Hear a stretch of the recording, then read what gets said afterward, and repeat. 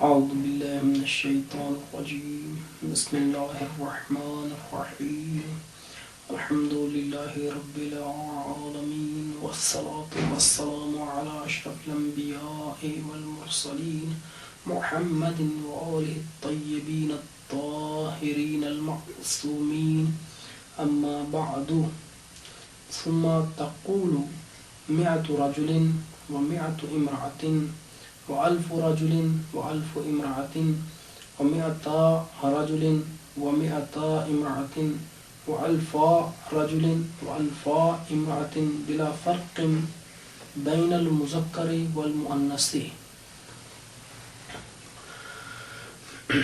تو درس کو اور بحث کو تسلسل دیتے ہوئے آج انشاءاللہ اس جلسے میں ہم اسماء اعداد کی بحث کو اتمام تک بتوفیق المنان پہنچا دیں گے.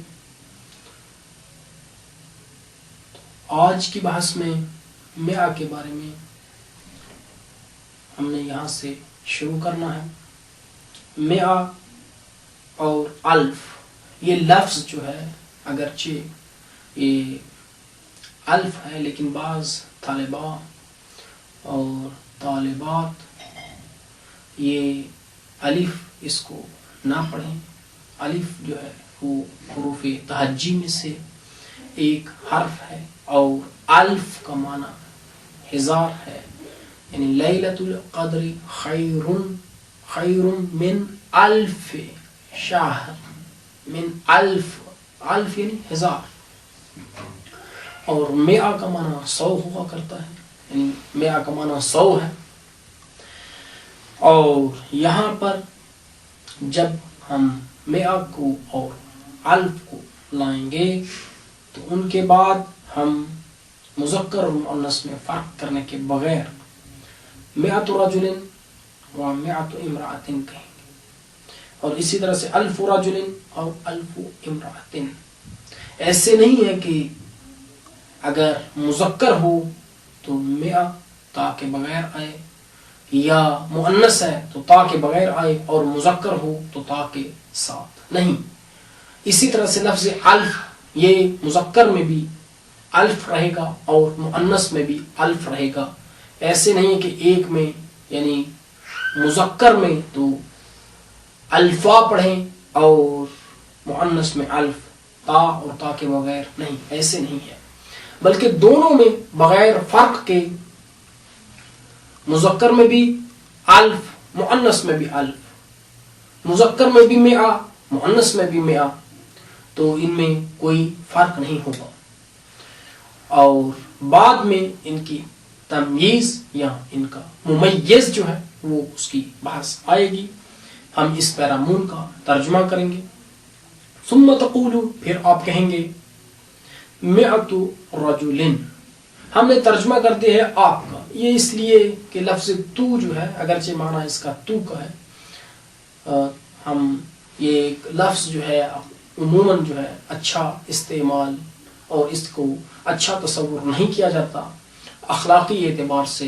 اگرچہ ہم نے پہلے جو ہے وہ قانون کا ملاحظہ کرتے تھے، اب ہم جو ہے یہ اس کا معنی جب بھی کریں گے تو آپ کا معنی، اور اس لیے آپ تصور نہ کیجئے کہ ہم اس کا جمع کا معنی مراد لے رہے ہیں، یہ تعظیم ہے. ثم تقول پھر آپ کہیں گے 100 رجل 100 مرد و 100 امرأة اور 100 عورتیں، و1000 رجل و1000 امرأة و 100 رجل 200 مرد اور 100 امرأة 200 عورتیں، و1000 رجل 2000 مرد و1000 امرأة 2000 عورتیں، بلا فرق بین المذکر والمؤنث، مذکر اور مؤنث کے درمیان فرق کے بغیر. فإذا زاد على الألف والمئة يستعمل على قياس ما أردت، وتقدم الألف على المئة والآحاد على العشرات. تقول عندي 1121 رجلا و2000 322 رجلا و4,000 و745 رجلا وعلى ذلك القياس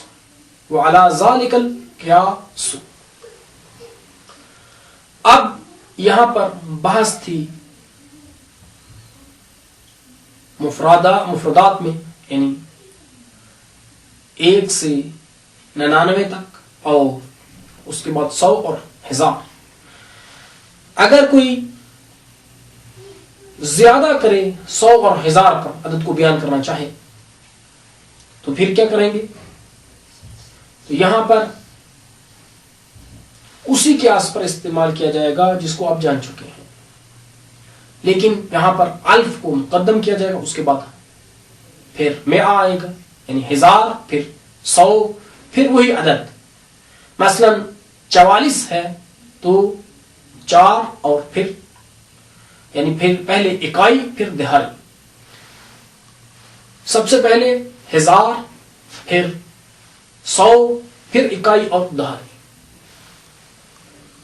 جیسے کوئی کہنا چاہے کہ میرے پاس 1121 مرد ہیں، تو یہاں پر سب سے پہلے الف کو لائے گا، پھر 100 کو لائے گا، پھر وہی احاد اور پھر بعد میں دہائی، یعنی یہ دہائیاں ذکر کی جائیں گی۔ جیسے کوئی کہے عندی 1121 رجلا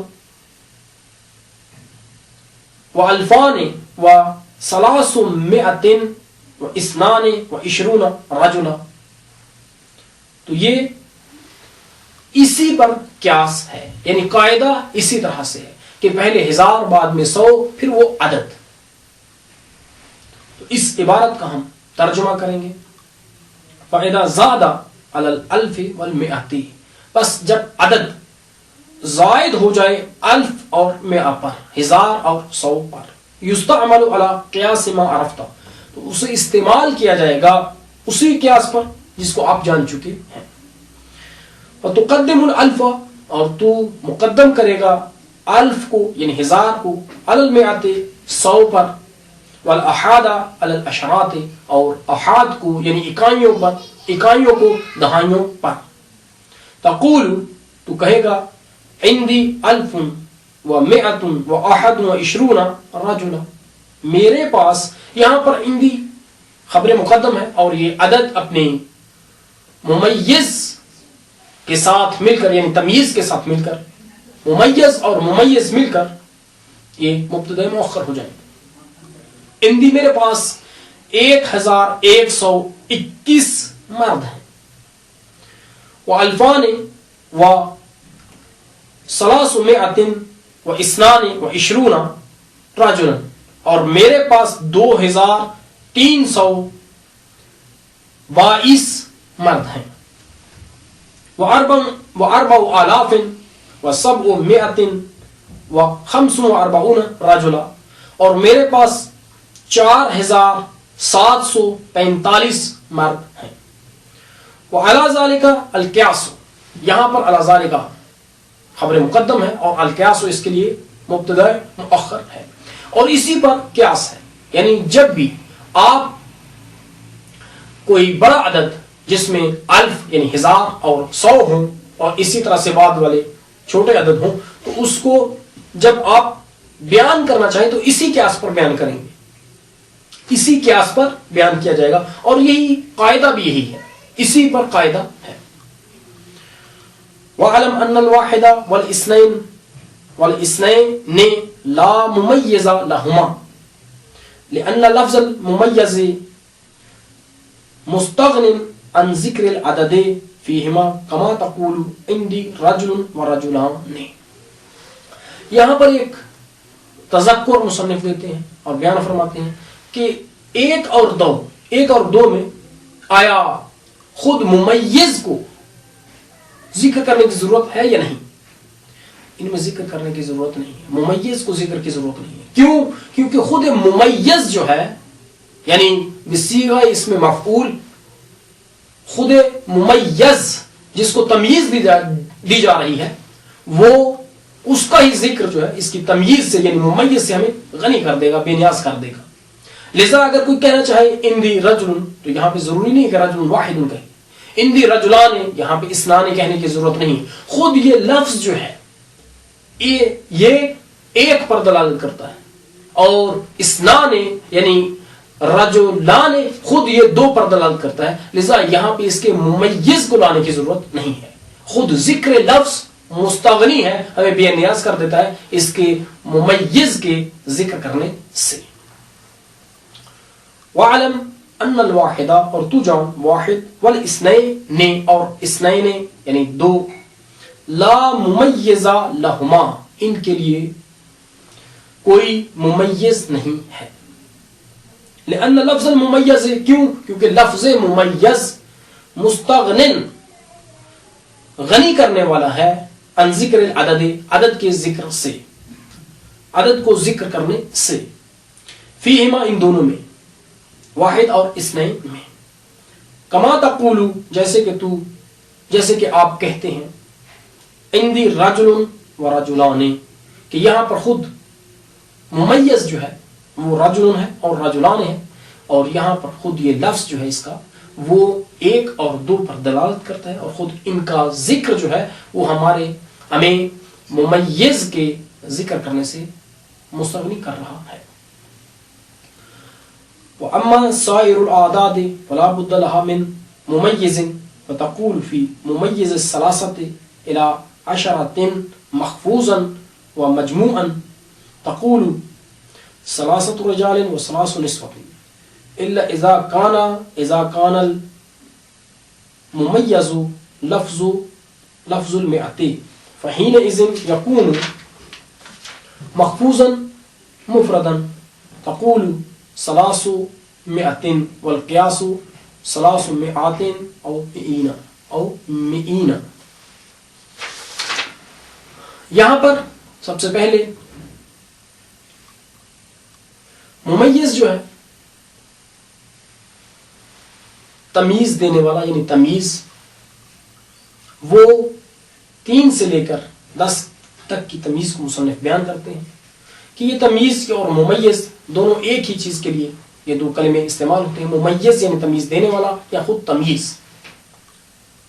یہ 3 سے 10 تک کی تمیز چونکہ حکم مضاف اور مضاف الیہ میں ہوتی ہے، اس کا ممیز مضاف اور یہ مضاف الیہ کے حکم میں ہوتی ہے. جیسے آپ کہیں ثلاثۃ رجال کہ یہاں پر رجال جو ہے مضاف الیہ ہے، ثلاثۃ کے جو ممیز ہے وہ مضاف کے حکم میں ہے. لذا یہاں یہ جمع اور مجرور ہوا کرتی ہے. 3 سے 10 میں 3 سے لے کر 10 تک کی تمیز جمع اور مجرور. لیکن اس قانون سے ایک چیز بری ہے اور وہ اس سے استثناء کی گئی ہے، اس میں شامل نہیں ہے. وہ کون؟ لفظ مئہ.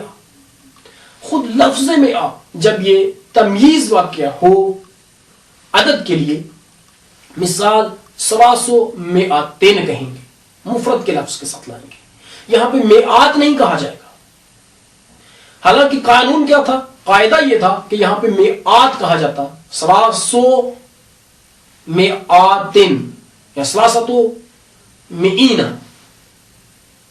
300